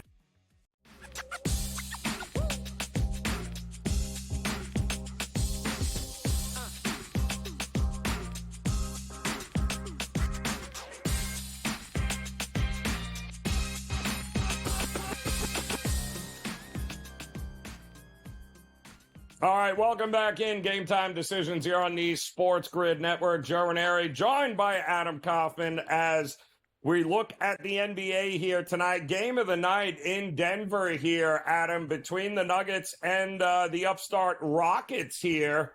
Boyd, I don't know that I'm getting in front of this Denver train right now. It feels like they're finally starting to hit that stride. What are we doing this game tonight? I don't have a strong feeling in terms of the side because, like you said, it's just hard to bet against Denver right now. You do have to keep in mind, one, the Rockets are playing excellent basketball on the other side under Ime Udoka. They've won 4 in a row. I think it's 7 out of 10. This is a team that's, again, pretty well-rounded. Doesn't have that, like, superstar, obviously. There's no Jokic over there. You know, you're looking at, like, Şengün and Green and these guys. I did go over, even laddered up some of Jalen Green's points, took him to 30-35. I think it's a spot where he could go off, especially if this thing does stay close. With respect to the Nuggets, though, I think the thing that we really have to look at and consider is they played last night and won going away against the Mavericks, obviously, before the, travel here. But it was a game that was sort of weird in terms of looking at the players and what we should expect tonight. For instance, Jokic had a quiet triple-double, didn't even play 30 minutes. For that matter, none of the starters played 30 minutes in this game other than the 50-burger chasing Jamal Murray, who was out there almost 40 on the way to, like you said, dropping 45 points. I think the correlation here tonight is to expect bigger games from the Nuggets players who were just a little bit quieter last night, and expect some regression out of Murray, who had a decent-sized point line going into this game tonight off of what we saw last night. A little bit of an overreaction. I would go under on Jamal Murray scoring tonight, think that he takes a little bit more of a back seat, figure that Jokic is, again, obviously more involved in the offense. He only had 10 points last night. He obviously had the 10 assists. I think he's going to continue to facilitate and do the Jokic things. Porter's a guy that I thought was going to have a good game last night. He was fine. Thing is, he just didn't play a whole lot, so he finished at 13 points. I think he is going to be a bigger part tonight. I think Aaron Gordon, who knows? I mean, are we definitely even going to see Aaron Gordon tonight? If we do, obviously he's on the minutes restriction. He only played 18 last night, and I'm surprised, given the script of that game, that he played as much as he did. So he shouldn't be that involved as he works his way back from an injury. I think the Nuggets probably do win the game, but again, don't have any real conviction in that. It's more props that I'd like to be involved with here. Yeah, it's. I think that's. We're gonna good litmus test here for both these teams tonight. We'll see where they stand. I'm still having a hard time trying to figure out how Charlotte is laying points and the Lakers are laying points here tonight, and a couple of buckets at that. Should the Lakers be laying 5 against anybody, much less the Miami Heat here? So look, should they? Probably not. They've lost a few in a row. It's, not been great there in La La Land. And I mean that for the Lakers, not obviously what has obviously been tragic and devastating in terms of the wildfires there in Los Angeles. We did see a good response to everything that has happened out there on the court out of the Clippers. The question is whether the Lakers can kind of do the same thing.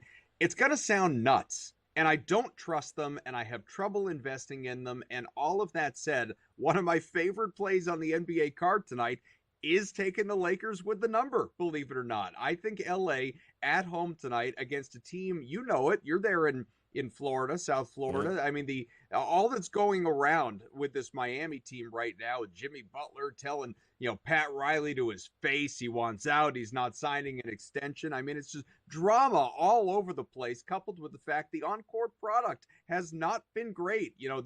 We're nearing blow it up territory for Miami. You factor all of that in with the Bam Adebayo doesn't have the greatest matchup on the other side, obviously, with Anthony Davis, that, I think this actually is a spot that the Lakers do cover the number, crazy as that sounds. I got in last night at 4.5. Like you said, it's at 5 now. I've even seen some 5.5s at points, but I would still take it. I think the Lakers do cover.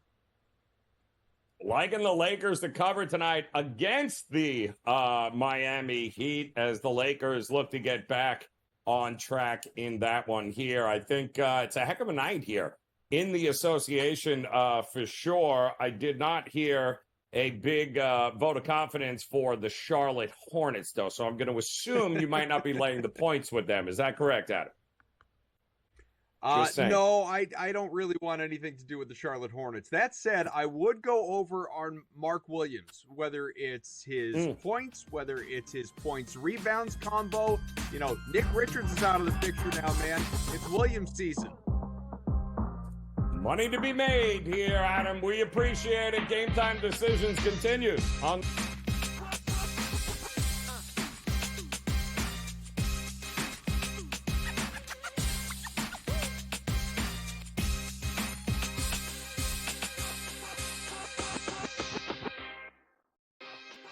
It's going to be copy-paste. Books are not good. Win total's a tick too low. Knock it right over. Make playoff price tick too juicy. Bang it out. Postseason comes around on a tee. Knock their heads off. I don't think the Steelers organization just makes a move to make a move. They have to have, it's like being in the book. You have to know what you're going to move the line to. Game Time Decisions. Only on SportsGrid.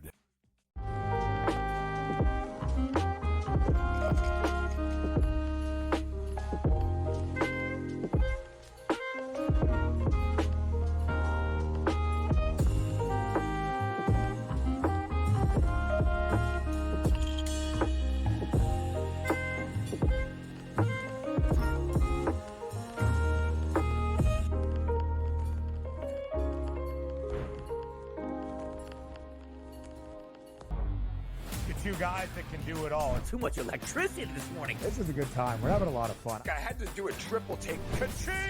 Why? Because of parity. I didn't mean to offend. Yeah, it's not going to happen. Load management is a dirty word. Let him rip. You know what? Circumstances provide the results. What? How do you do this once? Oh, Donnie, you got such a good show there. A network that is booming. The Early Line. Only on SportsGrid.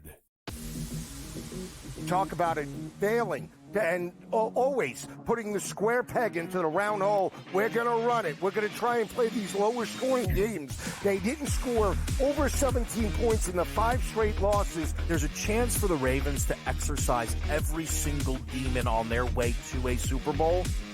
But it also means the path is very difficult and things are only getting started. Pro Football Today. Only on SportsGrid.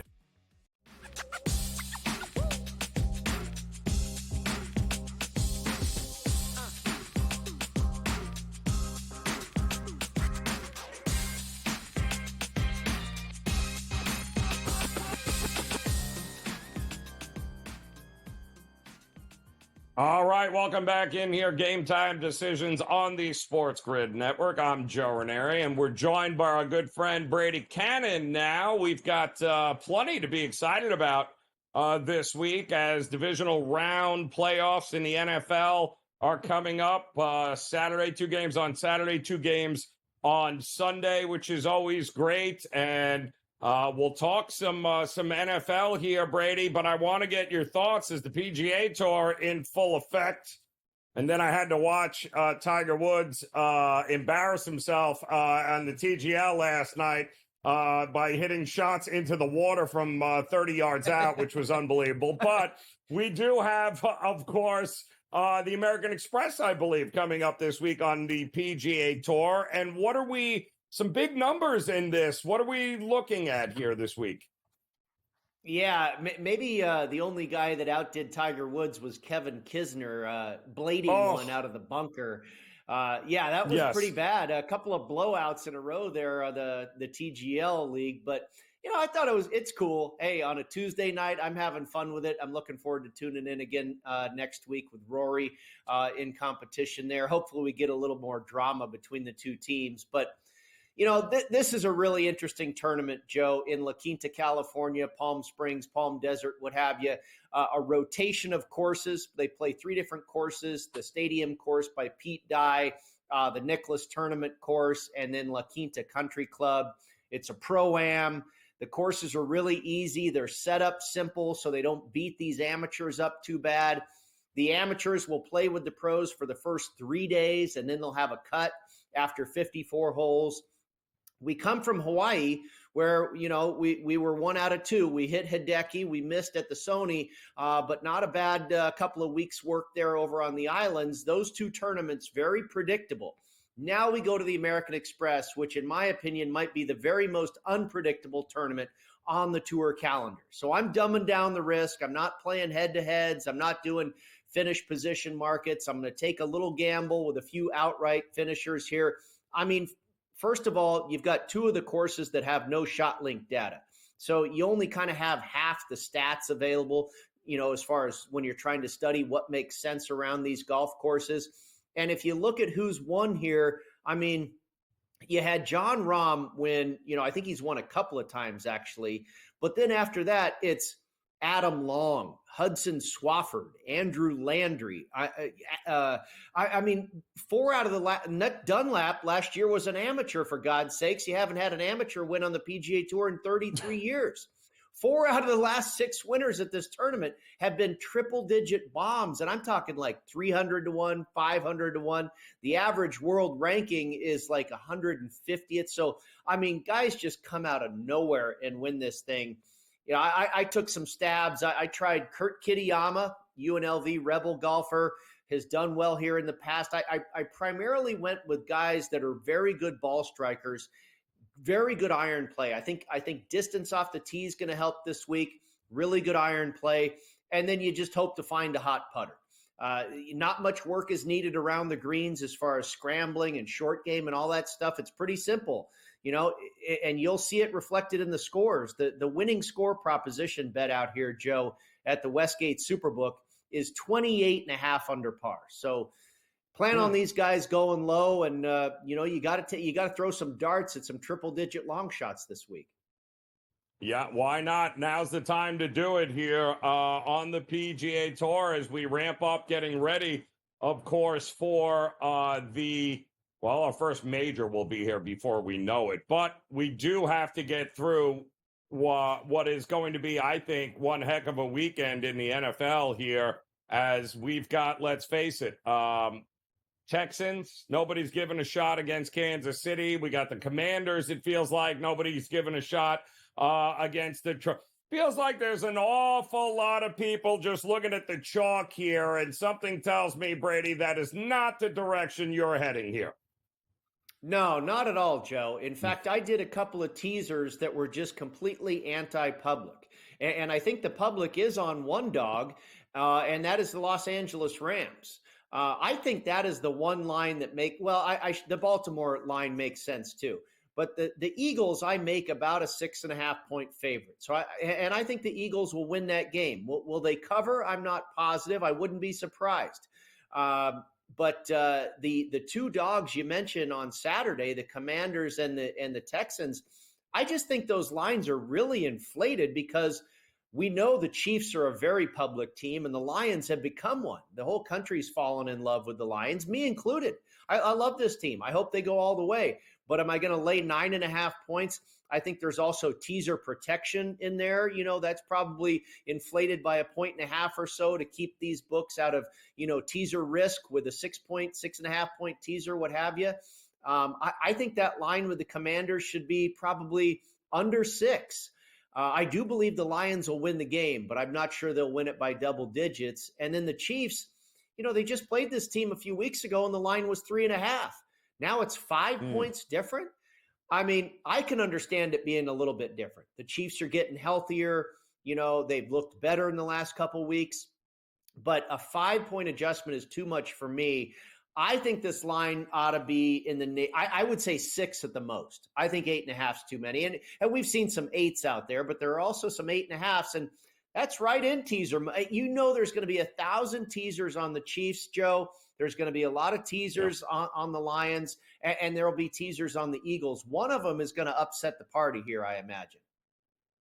Yeah, it's coming, right? It has to be here. It just can't be all that chalky, but it does feel like the Bills and Ravens is going to be the game of the weekend here. And dare I say, my fear is, does either one of them, what are they going to have left after the war they're about to go through in Orchard Park? It feels like a big ask to not only go through each other, but then have to go to Arrowhead to take on Kansas City. I mean, suddenly Kansas City, here they go again in a prime spot to make another run at a Super Bowl championship.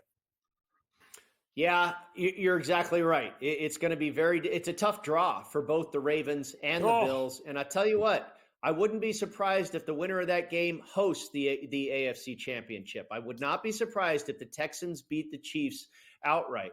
I mean, if they play like they did against the Chargers last week, that's going to be one heck of a ball game, and the Chiefs are going to have their hands full. You know, I played the Bills in a teaser. I think that game is ripe for a teaser. Whoever's getting a 1.5, play that dog and tease it up to 7.5. I think, that's just a no-brainer right there. But it feels like the majority is jumping on the Ravens bandwagon here, and I understand that. I made the line 1.5, and when I crunched all my stats, it came out to 4. I think what you see in front of you as of late looks like the Ravens, but I want to go the other way. I want to be contrarian in all 4 of these games here. And I think the contrarian side at this point, the unpopular sides at this point, Joe, are the Texans, the Commanders, the Eagles, and the Bills. Yeah, I'm telling you, I have a very sneaky suspicion here that I don't believe that Eagle game. There's supposed to be snow, the weather not going to be great. But boy, does that feel like a running game and a under to me at 44. That's going to be a tough one because both those defenses are pretty darn good. And dare I say, maybe those 2 defenses right now are the best of the rest here, Brady, with the Eagles and the Rams? I would say, the Rams have not had a great defense all season long, and their pass defense has been very susceptible, but boy, have they improved in the last handful of weeks. And we know the Eagles currently ranked number 1 in the NFL. And with the weather you're talking about, Kyron Williams and Saquon Barkley, why wouldn't it be just run the ball, first one to 24 and get out of Dodge? I agree. I think that's going to be a dogfight as well. But hey, got to play the games. That's why they play them, Brady. We appreciate it as always. Game Time Decisions continues here on the Grid.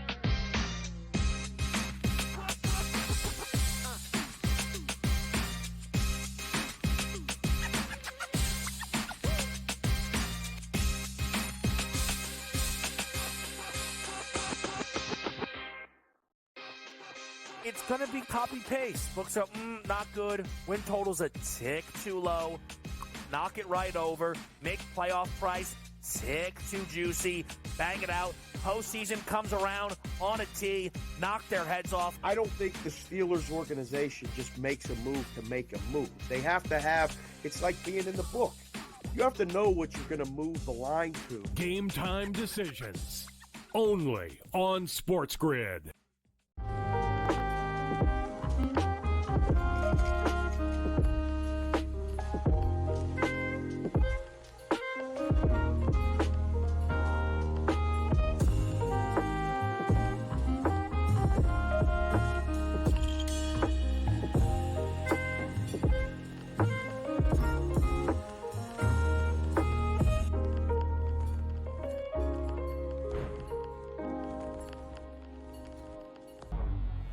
Two guys that can do it all. Too much electricity this morning. This is a good time. We're having a lot of fun. I had to do a triple take. Ka-ching! Why? Because of parity. I didn't mean to offend. Yeah, it's not going to happen. Load management is a dirty word. Let him rip. You know what? Circumstances provide the results. What? How do you do this once? Oh, Donnie, you've got such a good show there. A network that is booming. The Early Line. Only on SportsGrid. Talk about it failing and always putting the square peg into the round hole. We're going to run it. We're going to try and play these lower scoring games. They didn't score over 17 points in the 5 straight losses. There's a chance for the Ravens to exercise every single demon on their way to a Super Bowl. But it also means the path is very difficult and things are only getting started. Pro Football Today. Only on SportsGrid.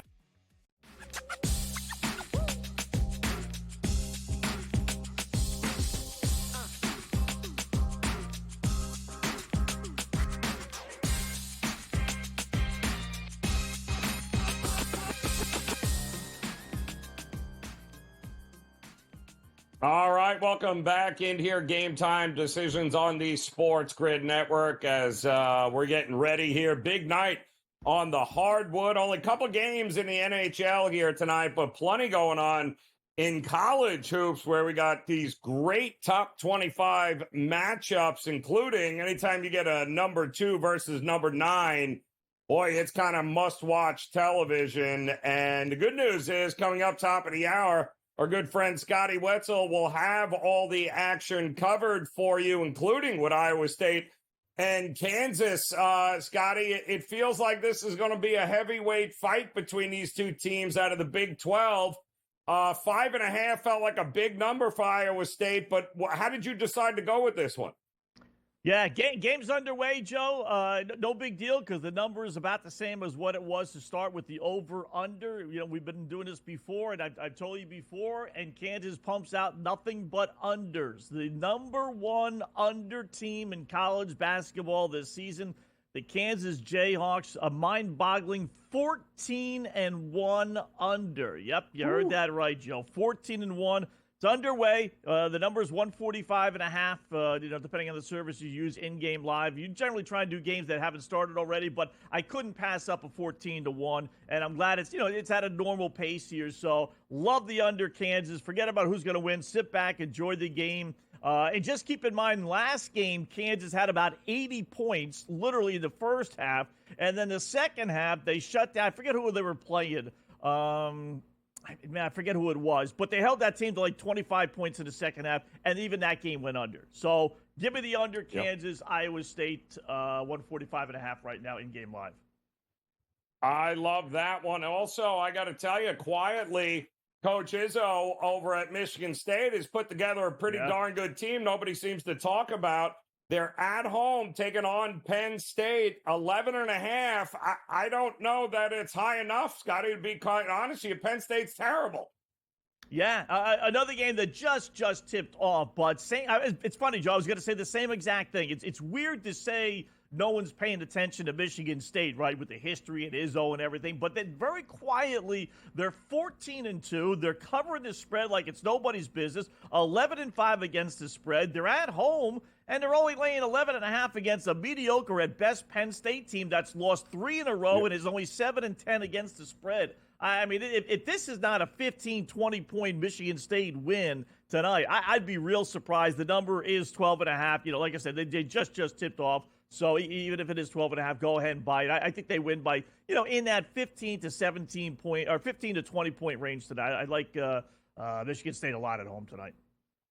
Yeah, I do too here. And I thought, listen, Tennessee went from being the number 1 team until they visited Florida and got absolutely destroyed.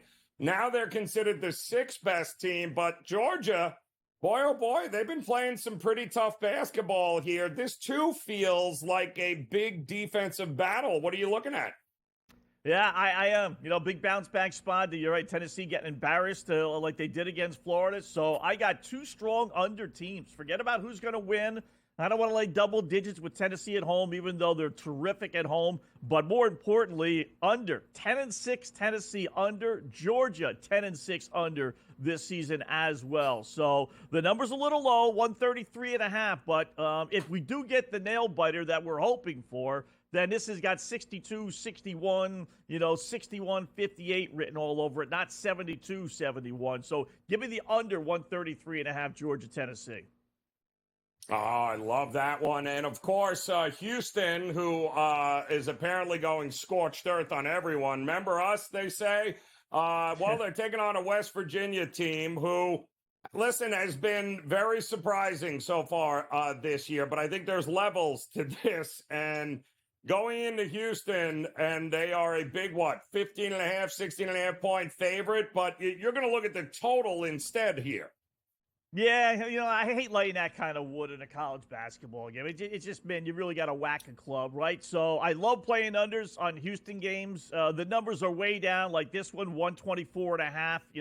It takes a lot for that not to go over, right? And that's why Houston's over-under is only 8-7. But I'm going to do it tonight. West Virginia stinks. They're 9-5-1 under as well. So they're a halfway decent, low-scoring under team. So this has got, 70-50. 65-45, or 65-50 anyway, right around the point spread. Houston win. Let's go with the under. They're an automatic underplay for me. They've been real good for us over the years, Joe. Like I said, this year 8-7 because the numbers are a little lower, but I still think they get the job done, especially at home. Yeah, I always love them in the first half because they always demolish teams and bury them early, and they're up by double digits, and then they just coast in the second half on that one. Huge night also in the NBA here, Scotty. Let me get your quick thoughts on the game that already started between the Knicks and the Sixers. No Karl Anthony Towns doesn't appear to be an issue thus far here as they are up 41-30. Were you leaning one way or the other in that one?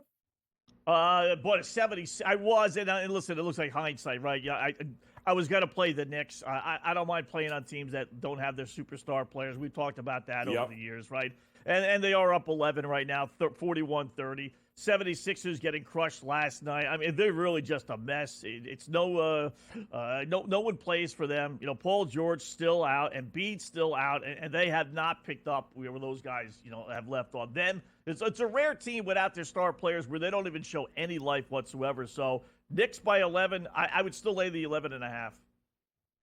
And certainly, I was talking to Adam earlier about laying 2 touchdowns with the Celtics. You got to be out of your mind as they're down 15-5 against Toronto. In Toronto, the market continues to overvalue them, and they sometimes don't even win these games as double-digit favorites here, Scotty. It's crazy. Yeah. And they're even still laying 9.5. Down 10, albeit early, and they're still laying almost double digits. I mean, wow, that is just if you keep on betting them, you're going to keep on losing. I would be going against the Celtics every night. In a big way. All right, don't go anywhere. When we get you back, we'll run through your best bets here in the association, and we'll get you ready, of course, coming up top of the hour. In-game live is coming your way. You don't want to miss it. Game Time Decisions.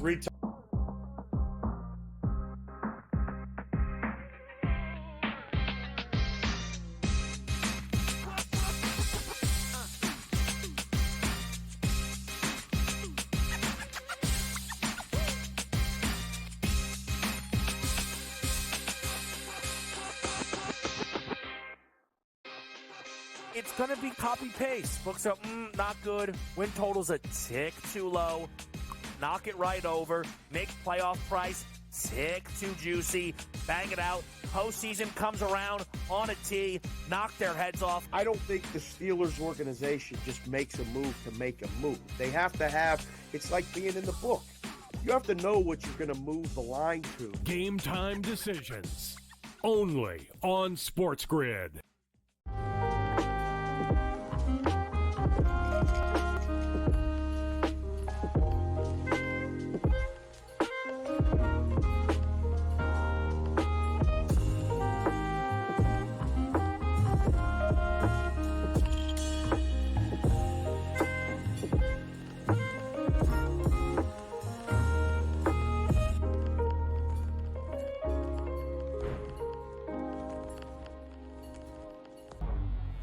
Two guys that can do it all. Too much electricity this morning. This is a good time. We're having a lot of fun. I had to do a triple take. Ka-ching! Why? Because of parity. I didn't mean to offend. Yeah, it's not going to happen. Load management is a dirty word. Let him rip. You know what? Circumstances provide the results. What? How do you do this once? Oh, Donnie, you've got such a good show there. A network that is booming. The Early Line. Only on SportsGrid. Talk about it failing and always putting the square peg into the round hole. We're going to run it. We're going to try and play these lower scoring games. They didn't score over 17 points in the 5 straight losses. There's a chance for the Ravens to exercise every single demon on their way to a Super Bowl. But it also means the path is very difficult and things are only getting started. Pro Football Today. Only on SportsGrid.